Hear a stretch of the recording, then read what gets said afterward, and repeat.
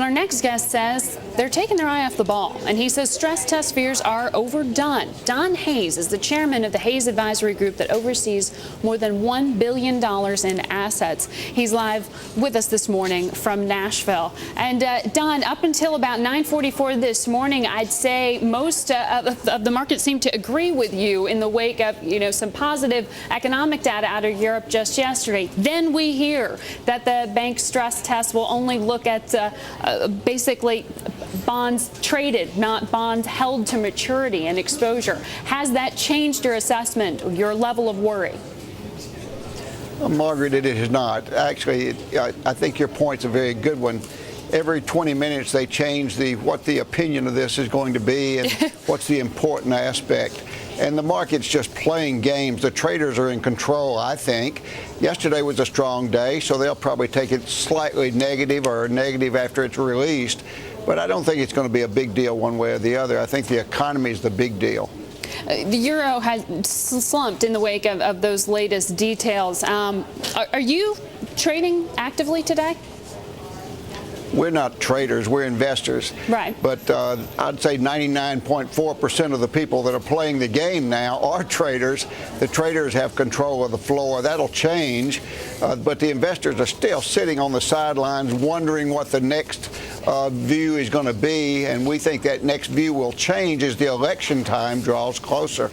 I think Europe and the U.S. very slowly, their financial system will get their house in order, and they'll start looking toward the future. The banks are very, very awkward now, doing very little, but that will change. Well, you're not on the sidelines. You're fully invested right now. When you say you're looking towards the elections, basically it sounds like your bottom line is congressional gridlock is going to provide some level of confidence for investors like you. What is it up until those elections that has you most concerned? Well, of course, earnings. Earnings are very important, but if you listen to what the mood has been lately, the double dippers have come out of their caves. Everybody's trying to say, with the market somewhat weaker lately, that it's going to have a double dip recession. That's just not going to happen.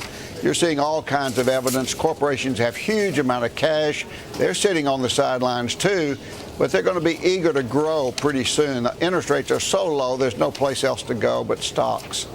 Well, when you look at corporate earnings, it does seem that the takeaway, at least from the week past, has been that corporate confidence is improving a bit, yet we haven't seen that necessarily translate into hiring. And that's a big caveat for the broader economy in this country. Temporary hiring, not permanent hiring, really happening right now. I mean, is that the fly in the ointment? You're exactly right. Temporary hiring, though, is always the leading index.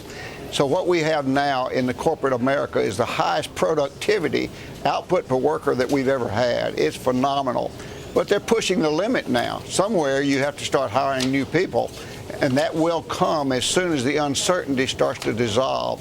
We think the closer you get to the election, when it's not so obvious that we're going to be anti-business, we think you're going to see, just like when Bill Clinton in his midterm election, in fact, just like every midterm election year since 1948, the period of November to April has been up. We've never had a down period.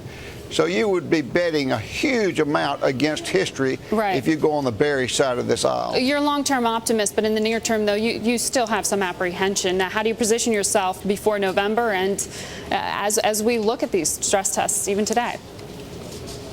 Well, you have the valuation. We have a valuation composite that we think is outstanding, and it shows that stocks are 34% undervalued today. So we could play games. We could say maybe it's going to go to 36%. We think there is going to be a little more weakness, a little more apprehension. It's just not worth the risk. So we think now's the time to take the long-term view. All right. Don Hayes, thanks for giving us your view this morning.